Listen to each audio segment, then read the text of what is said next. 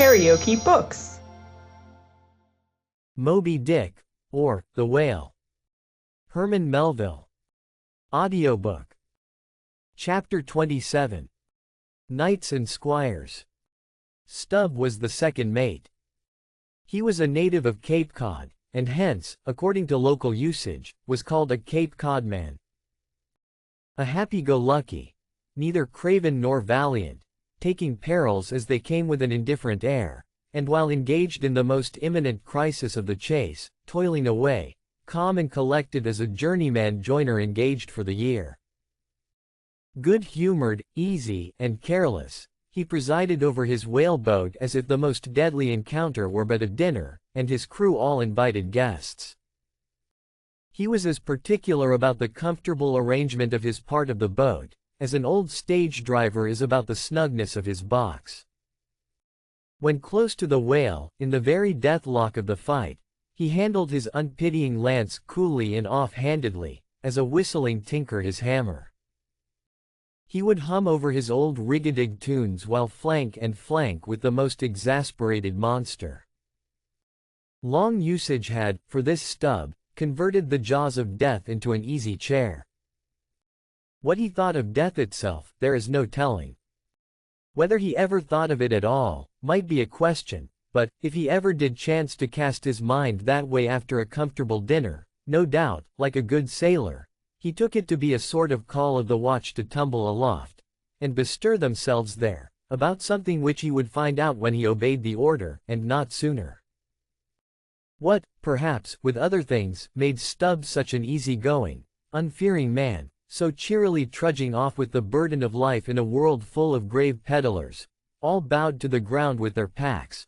What helped to bring about that almost impious good humor of his? That thing must have been his pipe. For, like his nose, his short, black little pipe was one of the regular features of his face. You would almost as soon have expected him to turn out of his bunk without his nose as without his pipe.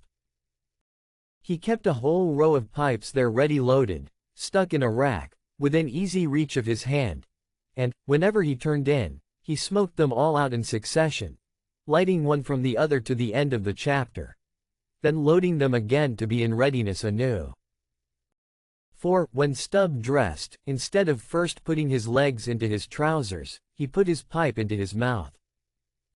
I say this continual smoking must have been one cause, at least, of his peculiar disposition, for everyone knows that this earthly air, whether ashore or afloat, is terribly infected with the nameless miseries of the numberless mortals who have died exhaling it, and as in time of the cholera, some people go about with a camphorated handkerchief to their mouths, so, likewise, against all mortal tribulations, Stubb's tobacco smoke might have operated as a sort of disinfecting agent.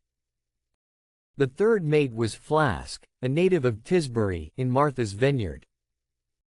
A short, stout, ruddy young fellow, very pugnacious concerning whales, who somehow seemed to think that the great leviathans had personally and hereditarily affronted him, and therefore it was a sort of point of honor with him, to destroy them whenever encountered.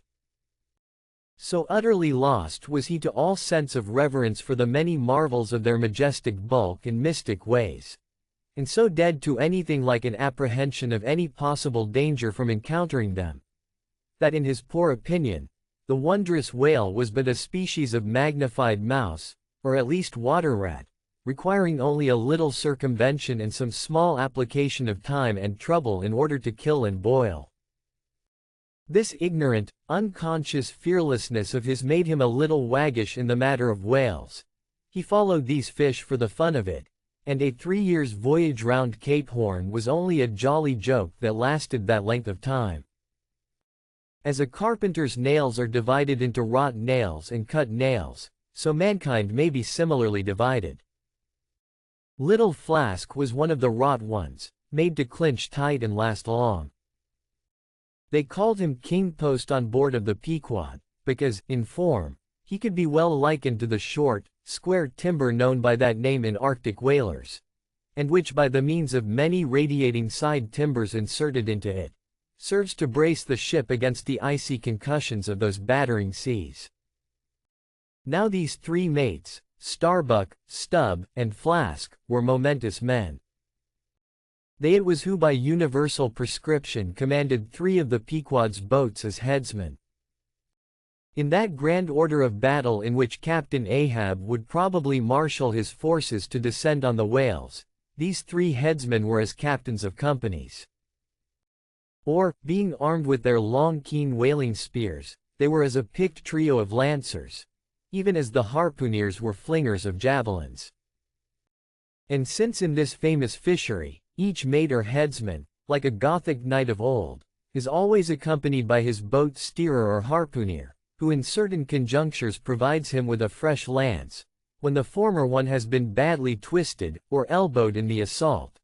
And moreover, as there generally subsists between the two a close intimacy and friendliness, it is therefore but meet that in this place we set down who the Pequod's harpooneers were, and to what headsman each of them belonged.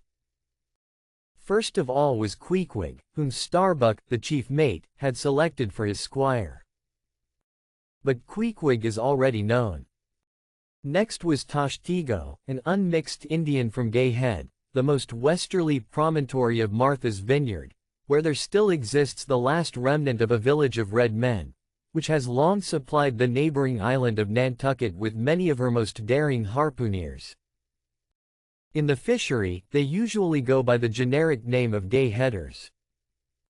Tashtego's long, lean, sable hair, his high cheekbones, and black rounding eyes, for an Indian, oriental in their largeness, but Antarctic in their glittering expression. All this sufficiently proclaimed him an inheritor of the unvitiated blood of those proud warrior hunters, who, in quest of the great New England moose, had scoured, bow in hand, the aboriginal forests of the Maine. But no longer snuffing in the trail of the wild beasts of the woodland, Tashtego now hunted in the wake of the great whales of the sea, the unerring harpoon of the sun fitly replacing the infallible arrow of the sires. To look at the tawny brawn of his lithe snaky limbs, you would almost have credited the superstitions of some of the earlier Puritans, and half believed this wild Indian to be a son of the prince of the powers of the air. Tashtego was Stubb the second mate's squire. Third among the harpooneers was Daggoo, a gigantic, coal-black Negro savage, with a lion-like tread, and Ahasuerus to behold. Suspended from his ears were two golden hoops, so large that the sailors called them ring bolts, and would talk of securing the top-sail halyards to them. In his youth Daggoo had voluntarily shipped on board of a whaler, lying in a lonely bay on his native coast.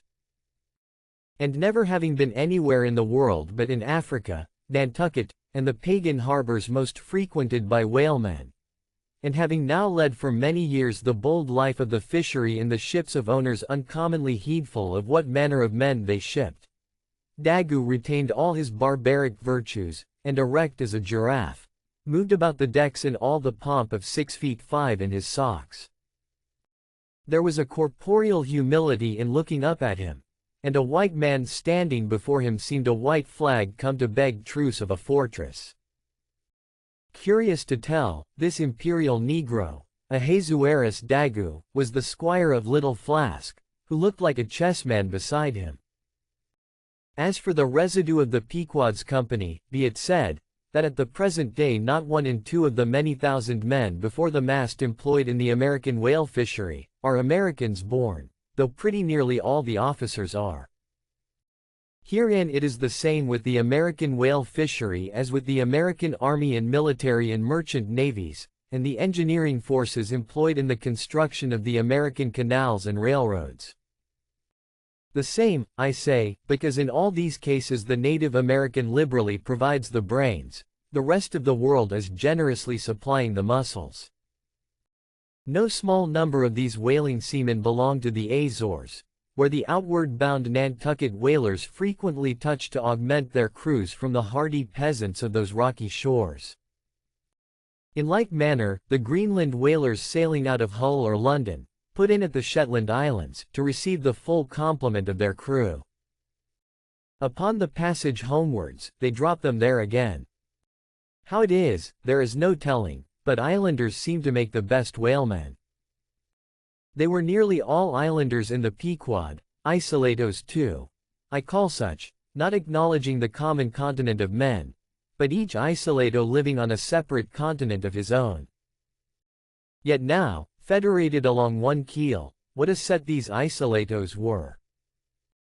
An Anacharsis Klutz deputation from all the isles of the sea, and all the ends of the earth, accompanying old Ahab in the Pequod to lay the world's grievances before that bar from which not very many of them ever come back.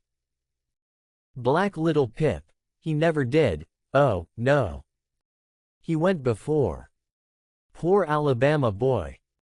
On the grim Pequod's forecastle, ye shall ere long see him, beating his tambourine, prelusive of the eternal time, when sent for, to the great quarter-deck on high, he was bid strike in with angels, and beat his tambourine in glory, called a coward here, hailed a hero there. If you liked what you heard, please subscribe to the channel.